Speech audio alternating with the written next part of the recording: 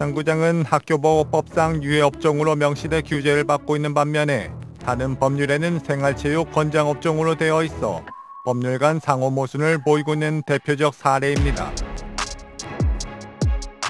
대한민국 당구는 어려운 과정을 거쳐가며 지금의 대중화가 된 당구가 되었습니다.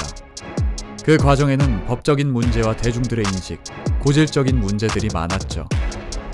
담배 냄새, 그리고 싸움, 도박, 좀 안 좋은 그런 이미지하고.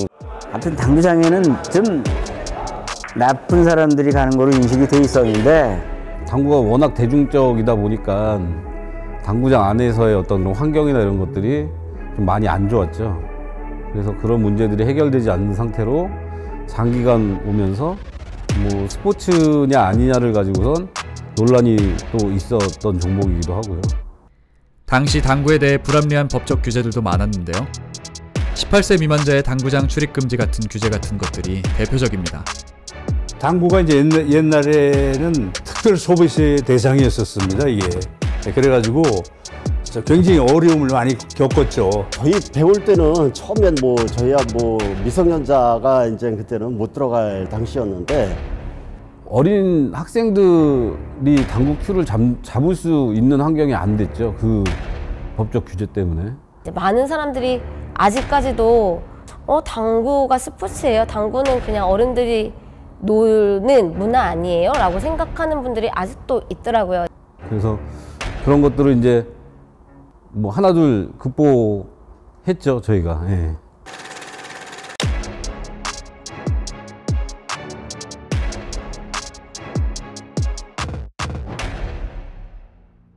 이러한 시선들을 바꾸고자 대한민국 당구인들은 힘을 합쳐 노력했습니다. 일단은 법적인 그런 제약부터 먼저 벗어나는 게 목표였고, 사실 당구 선수가 있다는 것을 알리는 게 우선이었어요. 그래서 당구 선수들이 이제 뉴스를 통해서 알려졌고, 그 다음에 이제 91년도에 우리나라에서 최초로 서울에서 월드컵이 열렸거든요. SBS 방송을 통해서 당구 선수들이 보타이를 메고 경기를 하는 모습을 보면서 당구 선수들이 이런 모습의 경기를 하는구나 라는 게 많이 알려졌죠. 그리고 이제 저희 같은 경우에도 당구 선수들에 관련된 인터뷰라든지 대회 내용이나 이런 것들을 계속해서 이제 자료화해서 만들어 놨고요. 그 예전에 은평지회에서 국회의원 하셨던 박기호 국회의원이신데, 이제 그분이 자료를 제출한 게 저희 잡지예요. 그러니까 재판부에 이게 스포츠지, 이제 그런 유해 환경이 아니다라고 이렇게 증거 자료를 제출한 게 그동안 저희가 취재했던 선수들 얘기 그리고 당구 대회, 그리고 건전한 당구 문화, 이런 거에 대해서 증거 자료를 제출하셔서 그게 이제 해제가 됐고, 그리고 아시안 게임 같은 경우에 이제 빠질 위기에 놓였을 때 저희가 중심이 돼서 당구 업계 종사자들을 다 모아서 1000만인 서명 운동도 벌이고, 그래서 정말로 부산 아시안 게임에서는 탈락 위기에 있었는데 극적으로 포함이 됐고, 결국 거기서 유일한 아시안 게임 금메달리스트 황득희가 탄생을 했고, 이런 일련의 사건들이 있었죠.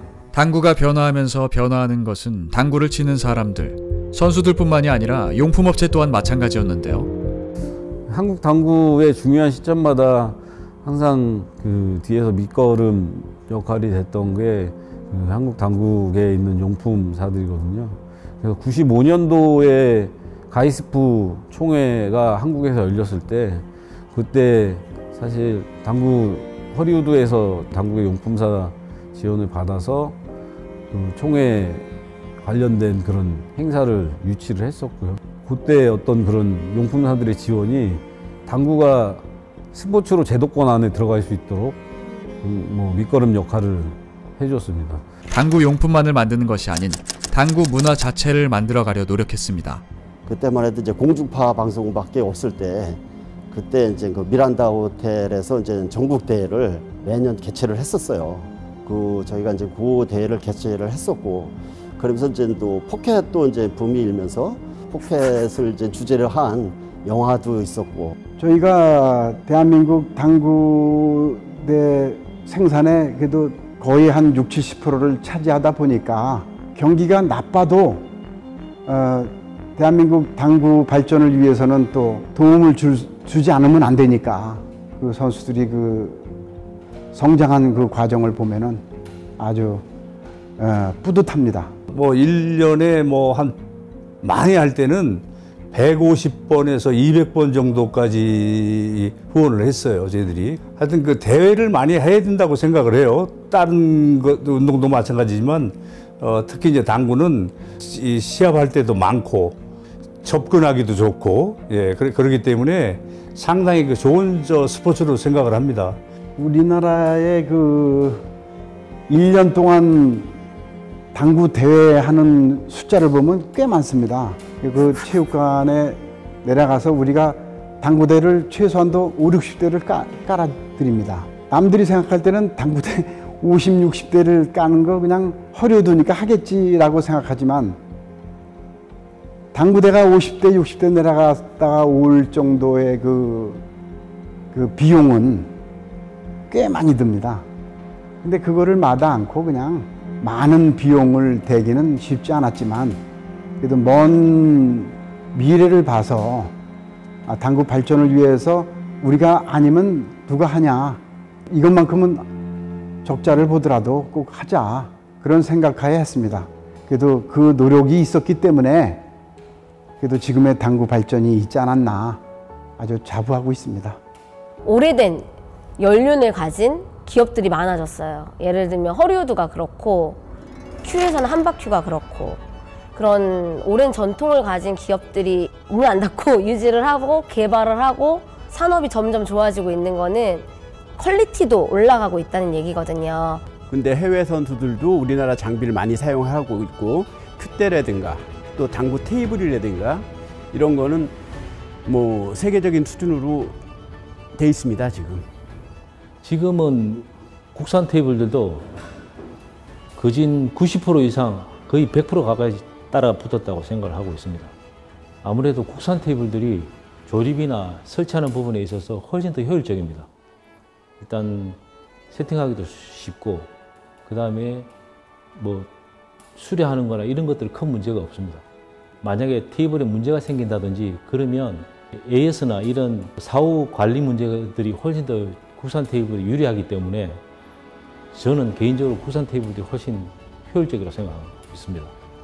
한국 제품이 지금 뭐 세계적인 그 품질이 이 수준이라고 이제 생각을 하고, 또 앞으로 이제 더 이제 잘 만들어야겠지만 많이 이제 첫째 이용을 해주셔야 되는 걸로 생각합니다. 이렇게 대한민국 당구는 과거와 다르게 많은 발전을 하였습니다. 그리고 당구를 대하는 사람들의 모습도 변화하고 있는데요. 과거 오락에 더 치우친 대한민국 당구의 이미지, 그리고 당시 교육에 좋지 않은 곳이라는 이유의 단속, 청소년에게 유해하다는 이미지들로 가득 찼던 당구는 남녀노소 구분할 것 없이 배울 수 있는 스포츠의 이미지로 변화했습니다. 제가 대한당구연맹 회장으로 취임하면서 대한민국 당구의 중장기 발전 계획이라는 것을 처음으로 만들어서 발표한 적이 있습니다. 그때 발표했을 때 스로건을 당구의 격을 높이자라는 스로건으로 출발을 했었습니다. 1955년부터 98년까지 온갖 사회의 냉대와 불신 속에서 지내오던 당구가 월드컵을 유치하면서 현재 2024년도까지 한 해도 빠지지 않고 월드컵이 계속되고 있습니다. 이 영향으로 인해서 일단 당구를 치는 매니아들이 기하급수로 늘어났고요. 제가 알기로는 1000만이 넘는 걸로 알고 있는데, 그렇게 당구를 좋아하시는 분들이 많다 보니까 쉽게 접할 수 있고, 그래서 아마 국민 스포츠가 되지 않을까 싶습니다. 당구 동호회도 요즘은 많이 활동들을 이제 하시거든요. 그래서 이제 남녀 상관없이 친목 다짐도 하면서 약간 즐겁게 칠 수 있는 그런 좋은 분위기인 것 같아요. 다른 종목들도 당연히 많겠지만 이렇게 매일매일 치는 사람들 수로 하면은 어느 종목 못지않게 되게 많은 동호인 수를 확보한 종목이라고 볼 수 있을 것 같아요. 당구는 굉장히 좋은 스포츠입니다. 그리고 대한민국 국민이 많이 즐기고 있는 스포츠고요. 그 다음에 소통의 스포츠. 그래서 현대 세대에는 굉장히 맞는 스포츠인 것만은 틀림없다고 생각을 합니다. 당구 아카데미, 동아리 활동, 방과후 수업 등 건전한 대중 스포츠로 자리 잡았는데요. 거기에 더해 당구 전문 육성 선수를 키우는 것까지 당구는 다른 스포츠와 마찬가지로 전문화되어 가고 있습니다. 우리 때는 사실 선배님들한테 여쭤보면 이렇게 치고 이렇게 치면 돼 라고 그냥 단순하게 얘기만 하셨지, 지금처럼 자세는 어떻게 잡고 요 공은 스트로크를 어떻게 해야 각을 만들기가 가장 편안하고 이런 거에 대해서 자세한 설명을 들은 적이 없어요. 그러다 보니까 이제 그때 당시에는 독학으로 내가 책을 보면서 과연 팔로우 스트로크라는 거는 어떤 건지, 쇼트는 어떤 건지 혼자 스스로 생각하고 느껴서 연습을 했던 것 같아요. 독학은 저희가 찾아보면서 배우잖아요. 근데 찾아보는 것도 연습이 많이 되긴 할 텐데 선생님이 이렇게 옆에 계시면서 제가 뭐가 잘못됐는지, 뭐가 잘 되고 있는지 약간 이런 것들을 더 알 수 있어서 좋은 것 같아요.